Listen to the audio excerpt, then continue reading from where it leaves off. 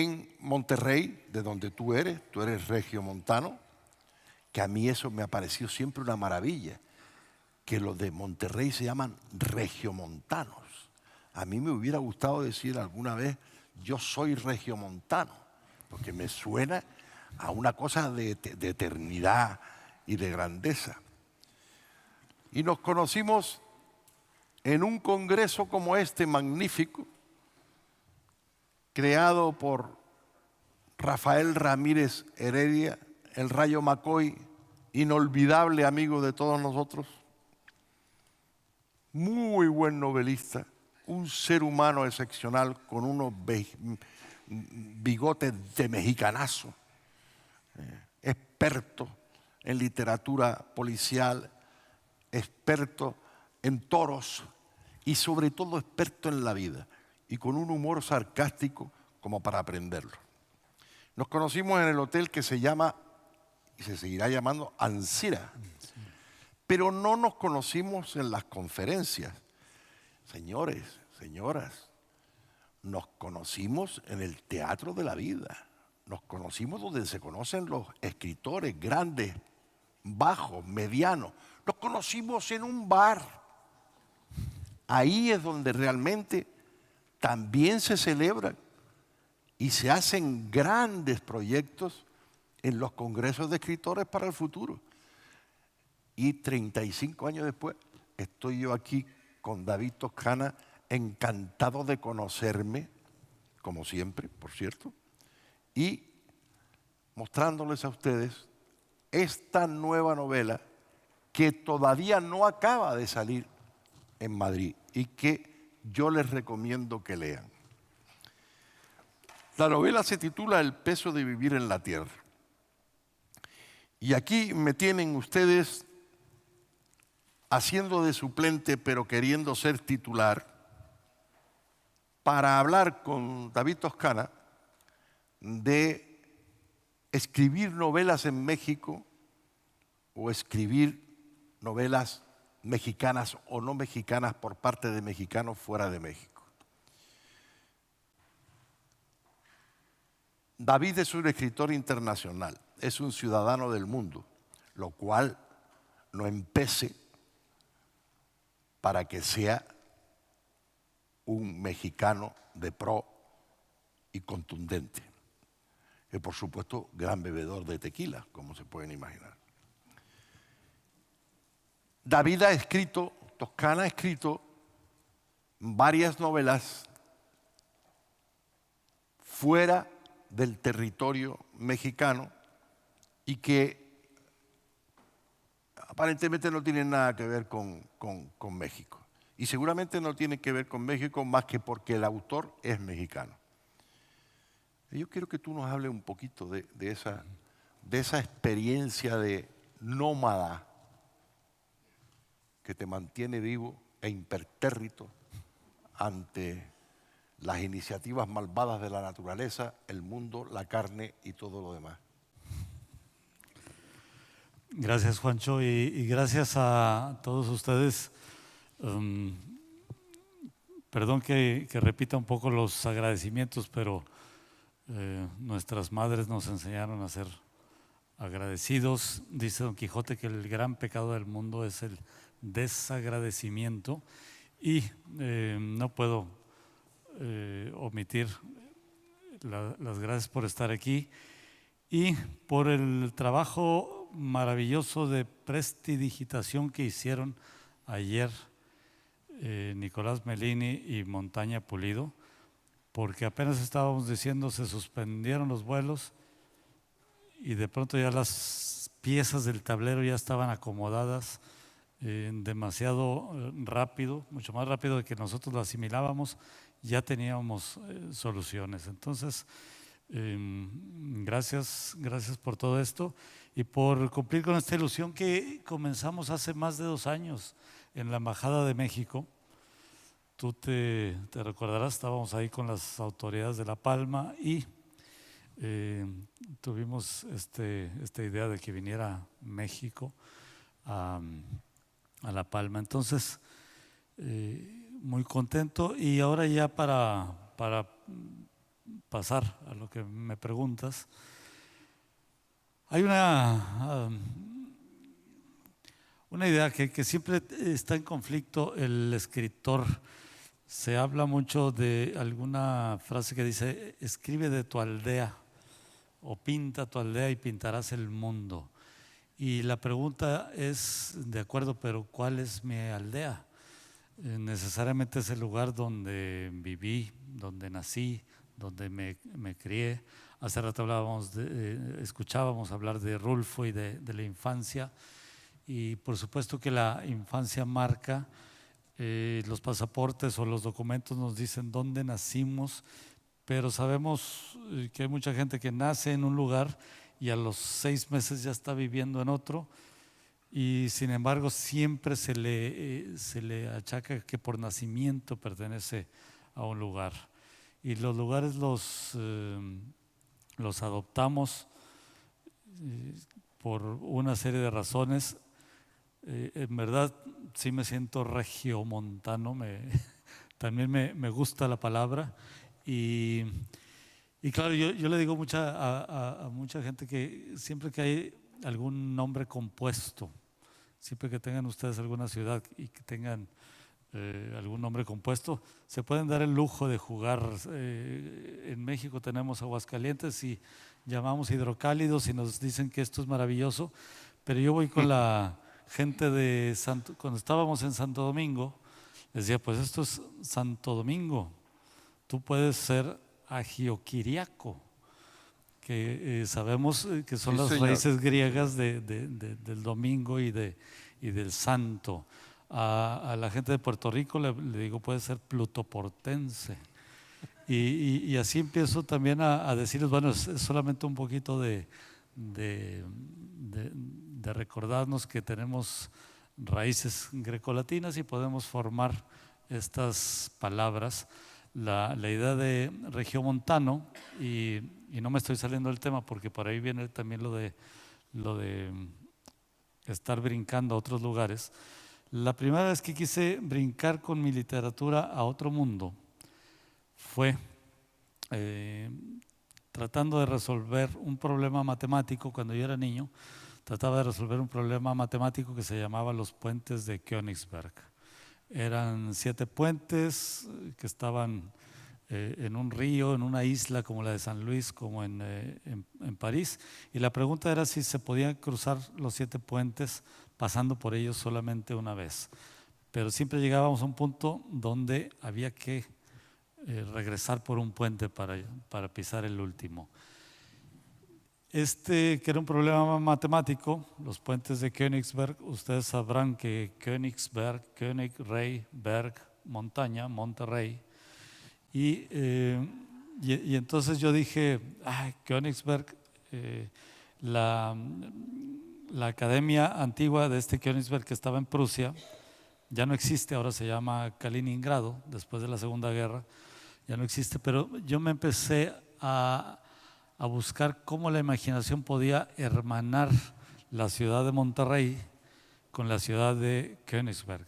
¿Qué tenemos en común y qué posibilidades nos puede dar la literatura precisamente para reunir cosas que parece que aparentemente no tienen nada en común? Königsberg, su universidad originalmente se llamaba Academia Regiomontana. También ellos usaban el latín y aún el alemán lo pasaban al latín. Y Alfonso Reyes, Immanuel Kant, que sabemos que era originario de Königsberg, Alfonso Reyes le llamaba el otro regiomontano universal.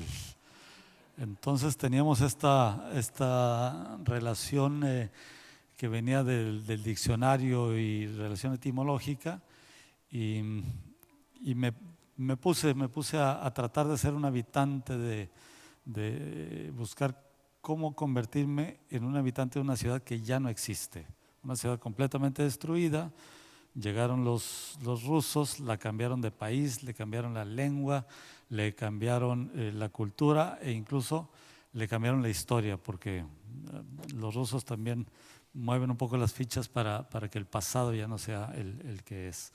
Y entonces fue mi primera aventura, salirme de Monterrey, pero sin salirme de Monterrey. Yo creo que este es un patrimonio de todos los escritores, brincar a otros lugares. Repito, no por haber nacido en un lugar, de pronto tenemos que aceptarlo como una patria de la creación literaria. Será el lugar donde enterramos a nuestros antepasados, pero no necesariamente es el lugar de nuestra palabra, de nuestra imaginación y de nuestras afectividades literarias. Yo tengo una teoría, digamos, persecutoria. No se lo tomen al pie de la letra, pero en fin, sí doy ese consejo a algunos jóvenes escritores que vienen a consultarme qué hay que hacer para ser escritor, como si yo supiera. Siempre he mantenido, y ahora lo mantengo más que nunca con los 96 años que tengo encima, 76 de día y 20 de noche son 96, que un escritor o un creador en general, esto es para debate, David, un escritor o un creador en general, alguien que quiere ser artista, no solo pintor, alguien que quiere ser escritor, alguien que quiere ser un poeta, porque la palabra es para él su única elección religiosa que hay en el mundo. Yo siempre he pensado que casi necesariamente ese escritor tiene que exiliarse de manera voluntaria de su país y que eso le da opción a agrandar la visión del mundo, lo que los alemanes llaman Weltanschauung, la visión del mundo y su propia visión como ser humano y como lo que quiere ser, digamos en este caso escritor. ¿Por qué no hablamos un poco de eso y me llevas la contraria? Te puedo llevar parcialmente la contraria, porque si dices que se tiene que convertir en un exiliado, vamos a ver muchos casos en donde No es así, donde claro. no ocurre esto, y al mismo tiempo vamos a ver muchos casos donde existía esta necesidad de Perdóname, yo te doy dos exilio. antes Sí, que me los des tú. sí, venga. Te doy dos. Te doy Lezama Lima, que casi no se movió de Cuba, y te doy Kafka, que es muy cercano a tus lecturas favoritas. Pero hay muchos más Sí. que me niegan esa manía teórica que yo tengo. Ahora, ¿a ti realmente te ha hecho más como escritor, escribiendo, es decir, organizando, creando los textos, te ha hecho más Monterrey, México o el mundo? Lo que tú has vivido en el mundo, en el resto de Europa y en otros continentes, lo que tú hayas aprendido fuera de México, con ese hipotético, en tu caso, exilio voluntario, ese nomadeo universal. Sí, hay también, para sumar a este exilio, hay un exilio temporal también. A mí, por ejemplo, el mundo contemporáneo no me interesa para escribir de él, no me llama. Hay mucha contemporaneidad que simplemente no me seduce. Y pensaba un poquito en esto cuando hablaban ahora de Rulfo. Y la novela de Pedro Páramo ocurre por ahí de los años, finales de los años 20 en México durante la Guerra de los Cristeros. Y sin embargo, podemos leerla casi como si fuera una cosa prehistórica. Pensemos lo que eran los años finales de los 20, donde los ritmos que se bailaban en aquella época, los coches.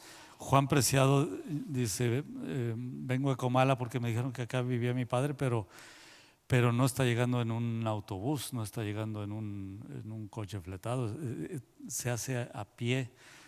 Todo lo que vemos en torno a Pedro Páramo, salvo ciertas palabras como cafiespirina que aparece por ahí, de pronto nos sitúa en un mundo más contemporáneo. Pero entonces no solo podemos, repito, aislarnos de una geografía y pasarnos a otra, porque finalmente las palabras nos ubican donde queremos estar. La literatura es un juego de adultos, pero es un juego que nos hace sentir, recuperar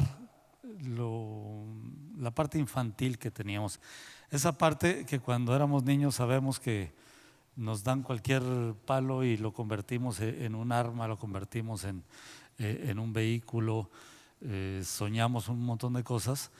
Y cuando crecemos ya no tenemos permiso para tanta imaginación, y sin embargo los libros es donde tenemos este refugio y podemos seguir siendo niños y sin avergonzarnos con los vecinos, pues podemos leer. Tú me mencionas a Kafka, podemos leer a Gregorio Samsa y podemos verdaderamente pensar en un escarabajo, un hombre que se convierte en un escarabajo de la noche a la mañana, sin que de pronto digamos, bueno, estas cosas no ocurren, son niñerías y no tengo por qué estar jugando de este modo con la imaginación. Y resulta que no, que aceptamos la imaginación y la aceptamos mucho mejor la imaginación que la realidad, porque no, esta historia nadie nos las quiere hacer creíble. Kafka no nos quiere hacer creíble esta transformación, simplemente nos dice ocurrió. Y entonces tenemos esta posibilidad de la imaginación, tenemos la posibilidad de las palabras, tenemos la posibilidad del exilio geográfico, temporal, planetario. Tú sabes que podemos escribir sobre aventuras en cualquier lugar. Y volviendo a la idea de pinta tu aldea, ¿cuál es la aldea? Yo creo que es una pregunta, porque casi todos aceptamos la idea de pinta tu aldea, pero a veces la aldea la llevamos dentro, a veces es algo más geográfico, y siempre estamos tratando de descubrir esto y ver los límites de esta aldea, hasta dónde la aldea es maravillosa, amplia, hasta dónde habla otras lenguas. Si hablé yo de Königsberg, pues yo hice una historia de alemanes que hablan español, puesto que no me queda de otra. Escribí una historia de Varsovia, con varsovianos que los tengo que hacer hablar español, porque la parte que sí me marca un límite es mi lengua. Mi lengua que es cervantina, que es mexicana, que es una mezcla de lenguas latinoamericanas. Y entonces es cuando uno ya no entiende de fronteras, y cuando uno se puede lanzar a escribir cualquier historia en cualquier tiempo. También escribí sobre Israel hace 2000 años, y por supuesto que tengo que hacerlos hablar español. En mis historias Dios habla español.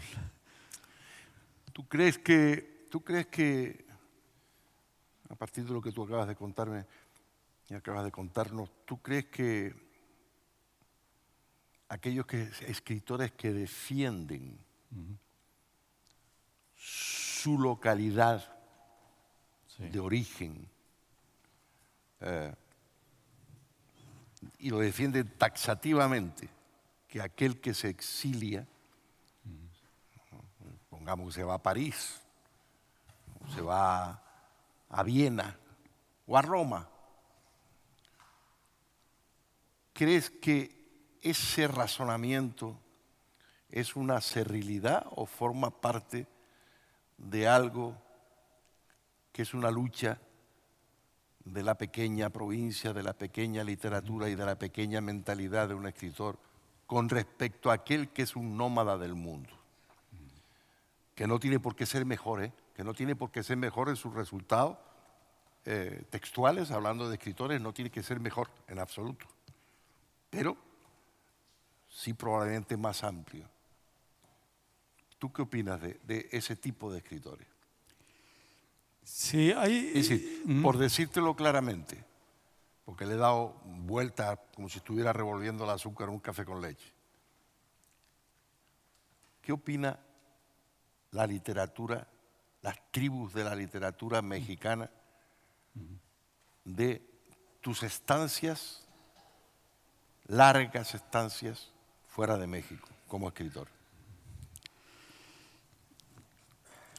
Yo creo que ahí los mexicanos no tenemos ningún conflicto con el escritor viajero, con el escritor que va y escribe de otros mundos. A veces el conflicto viene precisamente de esos otros mundos. A mí me han preguntado, bueno, ¿y qué tiene que estar haciendo? Pero esto me lo preguntan en Polonia, por ejemplo. ¿Y por qué un escritor mexicano ha de escribir sobre nosotros? Y hasta me preguntan, ¿qué sabes tú de nuestro sufrimiento? Y yo creo que esa es precisamente la labor de un artista, de un escritor, que nos toquen cosas que aunque directamente no nos tocaron, pero podemos comprenderlas a través también de la literatura, porque si queremos decir que hay grandes maestros de la literatura que nos transforman, que nos comunican cosas. En ese sentido yo siempre he dicho que la lectura es una experiencia, no es un pasatiempo. Uno lee una gran novela y las novelas son cosas que nos ocurren. Me ocurrió Guerra y Paz, me ocurrió Madame Bovary, me ocurrió Don Quijote. No es que lo leí y lo cerré y se fue, sino que verdaderamente ocurren estas cosas. Entonces, el exilio es bonito cuando es un exilio voluntario, pero cuando no lo es uno de los grandes dramas no solo del ser humano, sino del artista, del escritor. Hay dos casos, por ejemplo, que les menciono. Ahora, durante el comunismo, hubo dos escritores que fueron en su país muy perseguidos, muy insultados, muy presionados, como dos premios Nobel. Uno es Boris Pasternak y el otro es Alexander Solzhenitsyn. Bien, los dos ganan el premio Nobel y pueden ir a recoger el premio Nobel, pero no regresan a la Unión Soviética. Si te vas, no regresas. Mucha gente en Occidente dice, pues, qué maravilla, te están dando el billete a la libertad, pero ellos no fueron.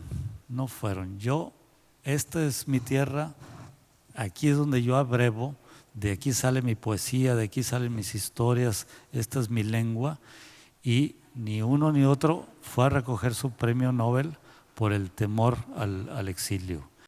Entonces, mi situación, por supuesto, del exilio es muy generosa, porque dentro de 15 días voy a Monterrey y qué problema, y voy a disfrutar y voy a abrevar otra vez, a ver a mis amigos, y entonces es un exilio voluntario, es querer vivir en la capital del mundo de la literatura en español, que es Madrid, y es ¿Estás seguro? Sí, estoy seguro, ya sé pero para mí sí es, y si es para mí, por eso estoy ahí. Y entonces, tener además un cruce de caminos. Hablaba con Christopher Domínguez y me decía, es que, hablando de un amigo común que vive en la Ciudad de México, me dice, es que tengo muchos años de no verlo. Cuando vivía en Monterrey sí lo veía, porque nos vemos más en los viajes, nos vemos en La Palma, nos vemos en este cruce de caminos que es Madrid, nos vemos en festivales literarios, pero a veces vivimos en islas dentro de una ciudad. Entonces, para mí todo es por fortuna, todo es una elección. Tenemos dos colegas escritores de Nicaragua, Yoconda Belli, Sergio Ramírez, que están en Madrid, y para ellos no fue una elección estar ahí. Ellos saben que tienen una orden de aprehensión y no pueden volver a casa. Entonces, para ellos no necesariamente es una fiesta estar fuera de casa. Pero siguiendo con esa experiencia de escritor entregado a conocer otros mundos lejanos, en cierta medida, en la lengua, en la cultura, en la cotidianidad, en la historia, y que quizá no tenga nada que ver con México. ¿Te ha enriquecido a ti, como escritor y como persona, esa experiencia de la curiosidad impertinente del escritor que mete, porque muchas veces que mete la cabeza, que trata de meter la cabeza inútilmente en el alma de otro país al que no conoce, de otro país al que llega acuciado simplemente por la curiosidad intelectual? Te ha enriquecido. Si tú te hubieras quedado en México y no hubieras hecho sino viajes relámpagos de una semana, de 10 días, una beca, un curso a Estados Unidos, a Europa, a Asia, donde quieras, a ti te ha enriquecido con respecto a aquellos que hacen lo que acabo de decir y solo lo que acabo de decir, y su residencia está en su lugar de origen. Te ha enriquecido tu escritura, la experiencia de tu escritura. Te ha hecho mayor, no más conocido, ni más traducido, eso es otra cosa. Te ha hecho mayor como escritor, como lo que tú crees que eres el escritor que eres.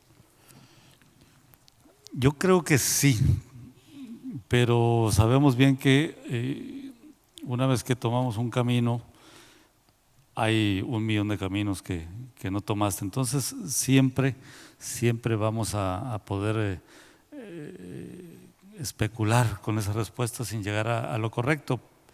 Pero sí ocurre cosas como el día que yo llegué a Varsovia. El día que llegué a Varsovia dije, esta ciudad me está hablando. A mí me gustaba hablar de la muerte, de la destrucción, de las ciudades abandonadas. Lo había hecho desde Monterrey, y cuando llego a Varsovia, el edificio donde me tocó rentar un piso tenía una placa que decía: aquí fueron fusiladas tantas personas en tal fecha.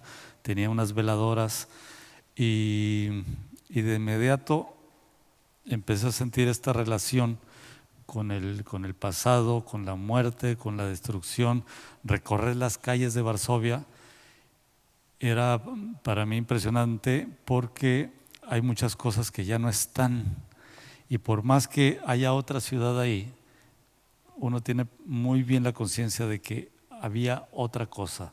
Pasear por el barrio judío y que las calles ya no estén, que tengan otro nombre, que el trazo sea diferente, de pronto, más que callar lo que ocurrió, más bien lo está gritando, está diciendo: aquí hubo destrucción, aquí hubo muerte. Entonces, en el caso de Varsovia, por supuesto que sí, pero al recrear esta ciudad, al tratar de habitar una ciudad del pasado, una ciudad que por suerte me encontré, había un físico nuclear de 80 y tantos años que vivía en México y leyó mi novela en español, un físico nuclear que venía de Polonia, Bogdan Mielnik se llamaba, y leyó mi novela y me fue a buscar hasta que dio conmigo y me dice: esto que tú contaste yo lo viví, así fue. Y claro, uno tiene que trabajar con muchas memorias, con algo de imaginación, pero mucha historia y sobre todo memorias, gente que te está contando lo que ocurrió ahí. Todo eso que no es parte de la historia de los historiadores, pero el detalle del día a día lo cuentan en la memoria. Y entonces, sí, uno de pronto encuentra su lugar. Pero si alguien me dice, ¿vas a escribir una novela sobre Madrid? Sé que no. Porque resulta que a los polacos los puedo hacer hablar español, los puedo hacer hablar mexicano, pero a los madrileños no les puedo dar Entonces, ahí hay una barrera muy sutil, pero infranqueable. Yo no puedo escribir una novela española y sé que no la voy a escribir. Me será más fácil mañana escribir una novela noruega que una novela española. Pero cuenta exactamente por qué, porque esto sí que es para mí una... Porque claro, te es más fácil escribir una novela sobre Noruega si vas a Noruega. Sí. Pero te será más fácil escribir una novela española si vives en Madrid, más que una noruega si no vas a Noruega, o estoy yo en un soliloquio absolutamente enloquecedor. Es decir, lo que es muy difícil y lo que yo creo que es imposible, que cuando se produce es un prodigio universal, es que un escritor se meta en el alma de otra lengua, un escritor con una lengua, pongamos como la lengua española, con una tradición literaria, una tradición intelectual, o un francés, que se meta en el alma de otro país si no empieza por conocer a fondo la lengua, más que las costumbres y más que el modo de ser, la lengua y la literatura de ese país.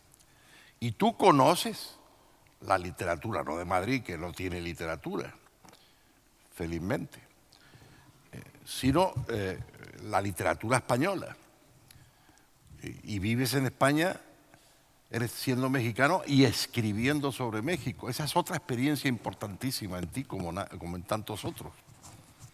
No se trata de que te vengas a Madrid a vivir con un pied-à-terre que te vienes a vivir a cada rato y después pero te regresas porque tu residencia está en México, en tu país, y ni siquiera en Monterrey, sino en México, lo que era el Distrito Federal, en Ciudad de México.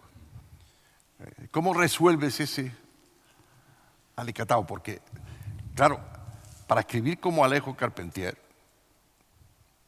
no solo hacía falta saber toda la literatura y algo más que literatura en español, sino saber también muy bien francés. Tanto que él arrastraba las R's cuando hablaba, que daba absoluta pena ese español que hablaba. Léame usted, porque yo no estuve nada más que una vez con Alejo Carpentier y le dije, maestro, yo lo he leído a usted mucho y lo admiro mucho. Esas cosas que decimos los escritores a otros escritores que de verdad admiramos y hemos leído.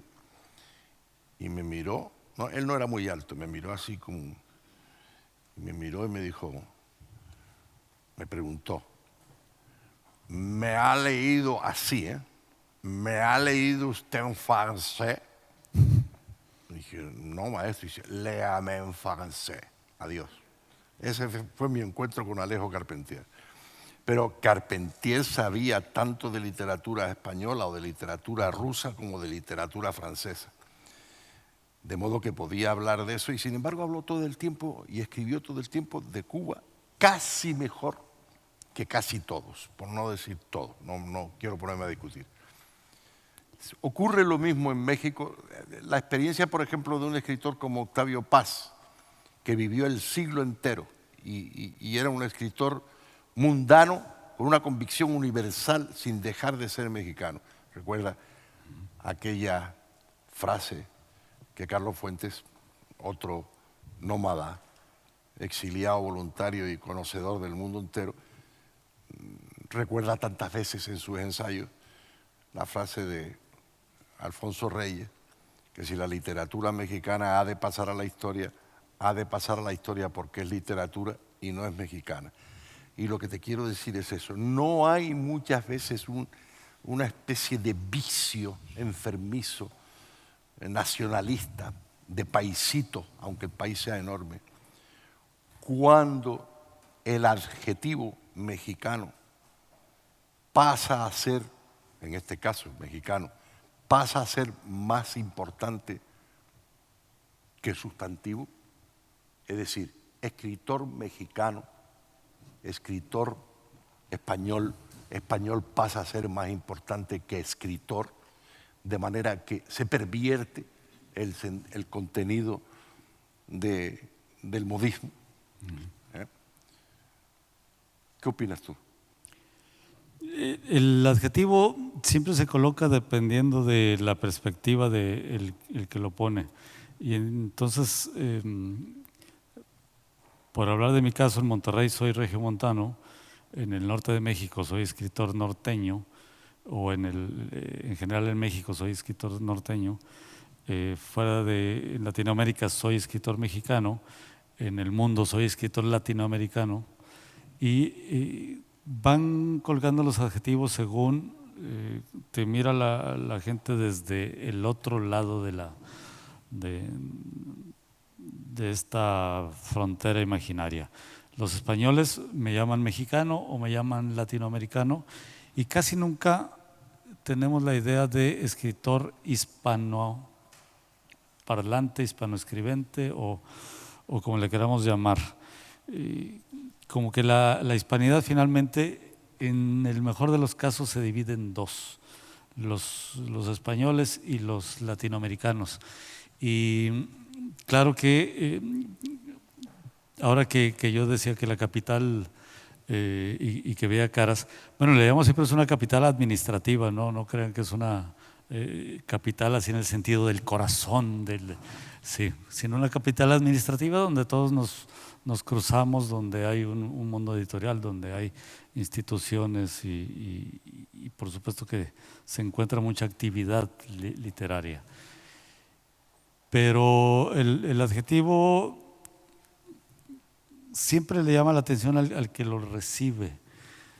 Para mí lo más natural es ser mexicano, y me señalan inmediatamente cuando estoy fuera, me dicen: tú eres mexicano. Y claro que soy mexicano, por eso en España no me puedo hacer pasar por escritor simplemente latinoamericano, hispanoescribente. Soy específicamente algo. Cuando escribo, y si quieren les comento esto porque España,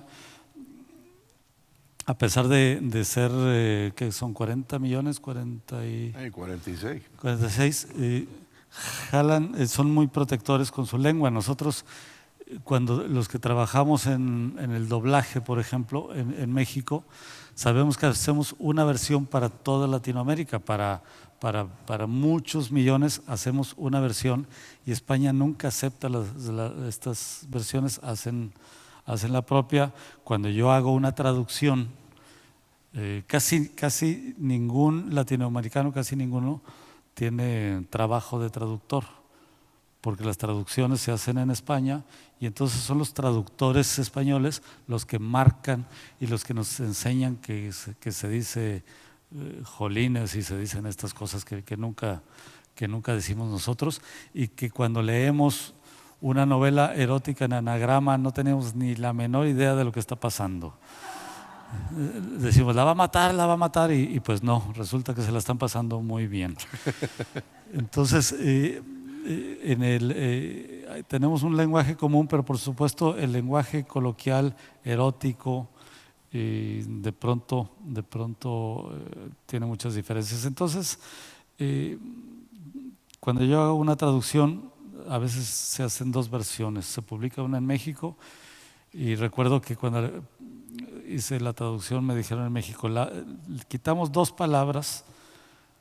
Yo no sabía que iba a haber dos versiones, y entonces dije: voy a tener dos concesiones para mis amigos españoles, y puse la palabra patata y puse la palabra rosquilla, y en México me dijeron: te cambiamos dos palabras, Papa y rosquilla. Papa y dona, me pusieron.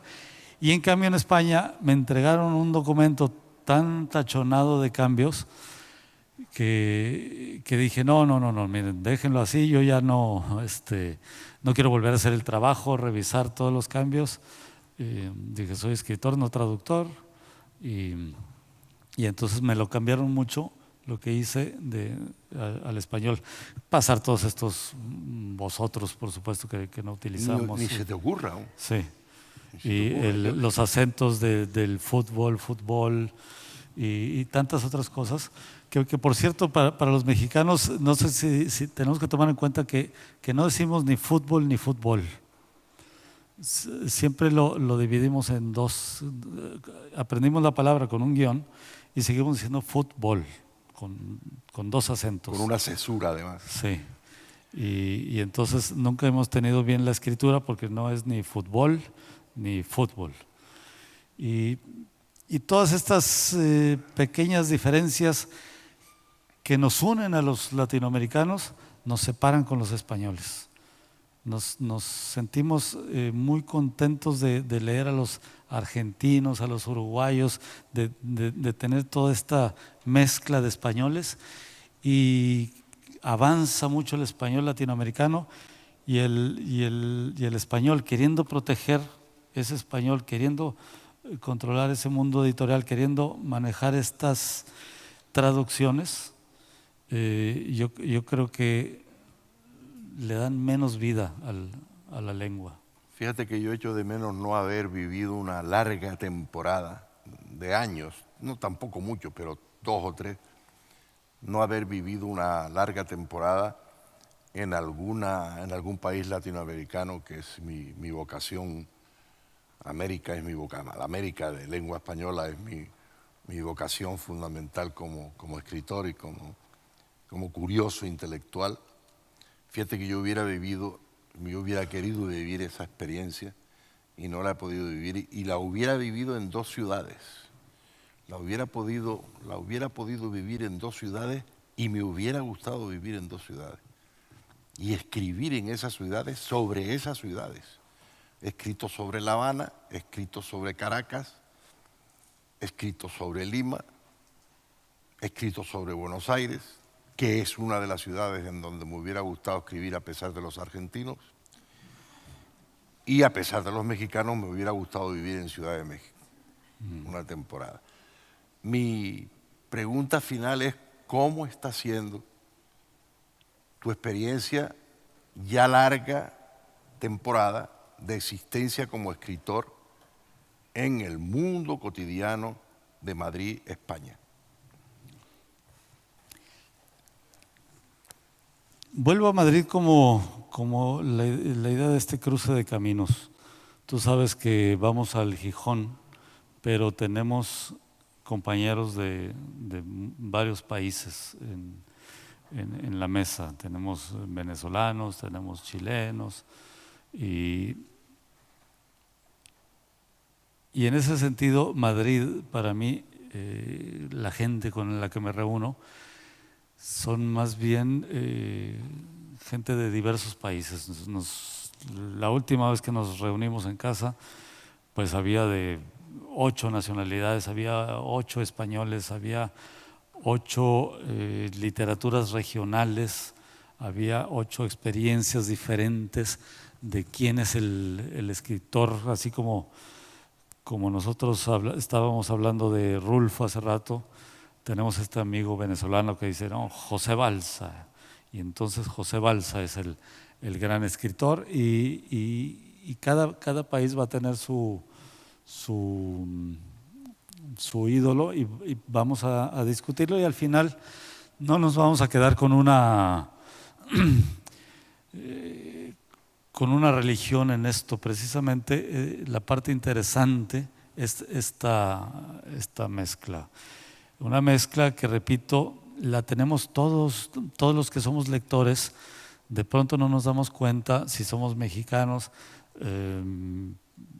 Yo soy onetiano, me gusta Onetti, lo siento que está en mi alma y lo siento más cercano que muchos escritores mexicanos. Entonces, la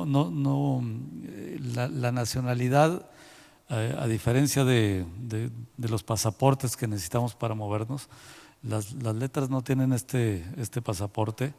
A veces sí, a veces hay que hacer escala en Barcelona para poder viajar de México a Buenos Aires. Se hace escala en Barcelona y a veces te dicen aquí, no se puede pasar. pero esas son decisiones editoriales. Y yo creo que no tenemos una… O sea, si los escritores aspiramos a la universalidad, ¿por qué vamos a tener este asunto sobre la lengua, sobre los matices de nuestra lengua, sobre un español que no es este otro español? No, pero los esfuerzos, perdona que te interrumpa, los Sí. esfuerzos que se han hecho en los últimos años, aquí está Francisco Javier, que sabe de eso, hacen que también la cerrazón castellana, que continúa siendo una rémora histórica y tradicional, la cerrazón del castellano viejo en el español literario vaya atenuándose y vaya además por la feliz presencia en casi todos los casos de la emigración latinoamericana a España, introduciéndose en el lenguaje literario aquello que en la calle, en barrios de Madrid, de Barcelona, de Álava o de Sevilla, está siendo lo normal, que es que güey, por ejemplo, que no se usaba, la exclamación que usan en México los jóvenes y los no tan jóvenes, güey, pues eso está empezando a ser una cosa común en la juventud de Madrid o en la juventud mínimamente sensibilizada con el lenguaje. El panespañol es lo que va a terminar siendo que el panespañol, mis queridos amigos, es un truco de los españoles para que se siga llamando español. Porque yo he oído a un genio de la lengua y de la poesía como Dámaso Alonso en el año 79,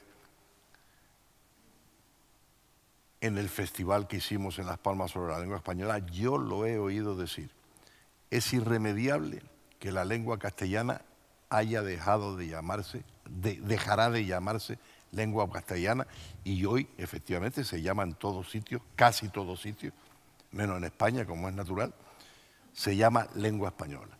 Pero es que irremediablemente esa lengua se llamará, eso son palabras de Dámaso Alonso, esa lengua se llamará en el futuro hispanoamericano. Es decir, lengua hispanoamericana. Yo lo creo, yo creo que eso es así. El invento de la Real Academia Española, sobre todo de Víctor García de la Concha, porque eso se llame panespañol, yo creo que es una manera de evitar que eso llegue a llamarse hispanoamericano, que sería lo normal. Porque ahí es donde están los límites de nuestra lengua, donde están los límites de nuestra literatura. A pesar de las literaturas pequeñas y las literaturas provincianas, ¿no? A pesar de la literatura, tú no vas por el mundo diciendo que eres un escritor regiomontano, dándole al adjetivo regiomontano una categoría superior a la de escritor. Tú no vas por el mundo diciendo eso. No. Ni vas siquiera diciendo que eres un escritor mexicano. Y si lo dices es por decir que soy un escritor de México, por expresar el origen, no una categoría. Pero llamarnos escritores mexicanos tiene un gran privilegio, como el que nos inviten a La Palma. Está bien, está bien, está bien, pero ustedes están invitados a La Palma, por lo menos desde mi concepto, que algo sé de eso, porque son grandes escritores de México, y porque son grandes escritores de la lengua, y porque son escritores reconocidos no solo en el ámbito mexicano, sino en el ámbito de la lengua. Es decir, a mí no hay cosa que más me agrade que un escritor español sea reconocido en México o en Argentina. Y no hay cosa que más me agrade que un escritor hispanoamericano de cualquier nacionalidad sea reconocido en España, aunque para eso hay que contar con las editoriales. Pero hay que cortar porque ya es la hora y a lo mejor ustedes tienen hambre porque es la hora de la cena. Yo no tengo hambre, pero puedo tenerlo de aquí a 5 minutos. Muchísimas gracias por la atención. Muchas gracias, David Toscana. Gracias, Juancho.